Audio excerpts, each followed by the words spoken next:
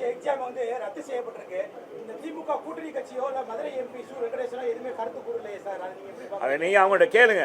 இப்ப அவங்க தாலி கட்டிய மனைவியின் மாதிரி ஆயிட்டாங்க. கூட்டணி என்பது தேர்தல் நேரத்துக்கு தான் கூட்டணி. மக்களுடைய ஓட்டுகள் சிதறக்கூடாது. அந்த தேர்தலில் நம்ம நோக்கம் வெற்றி பெறணுன்றதுக்காக தான் அந்த இது. ஆனால் இன்னைக்கு திமுக கட்சியில் இப்போ காங்கிரஸ் தான் போர்க்குரல் எழுத்திருக்காங்க. அன்பு சகோதரர் திருமாவளவன் போர்க்குரல் எடுத்து கடைசியில் இப்போ அமைங்கிட்டார். எதனால அமுங்கினாருன்னு தெரியல. உன் கட்சி இருக்கணுமா இல்லையான்னு எதுவும் கேட்டுட்டாங்களான்னு. ஏன்னா எப்பவுமே கட்சியை பிரிக்கக்கூடியது திமுக. இந்திய கம்யூனிஸ்ட் கட்சியை ரெண்டா பிரிச்சுட்டாங்க, எல்லா கட்சியும் ரெண்டா பிரிச்சுட்டாங்க.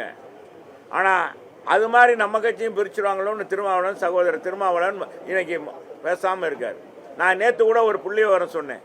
இந்தியாவிலே தலித்துகள் அதிகமாக பாதிக்கப்பட்ட மாநிலம் தமிழ்நாடு என்ற புள்ளி விவரம் வருது.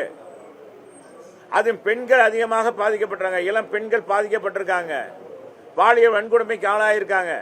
இதை கண்டித்து இவங்க எந்த நடவடிக்கை எடுக்கலை. அப்போ இப்போ என்னன்னா ரொம்ப பவ்யமா திமுக கூட்டணி இருக்கிறது. கம்யூனிஸ்ட்லாம் எதுக்காக தொடங்கினது?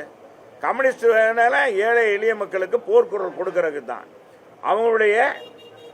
அவங்களுக்கான நியாயமான தீர்வு கிடைக்கணும் இருக்கு. அதையெல்லாம் மறந்துட்டாங்களே.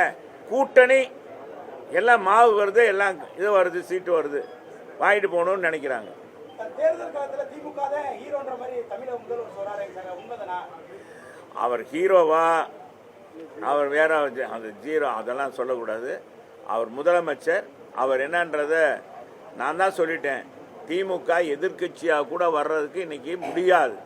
மக்கள் குவித்து போயிருக்காங்க. திமுக கூட்டணி எதிர்கட்சியாக கூட வர முடியாது. 2011 என்ன நடந்துச்சோ அதே மாதிரி தான் இப்பவும் நடக்க போகுது.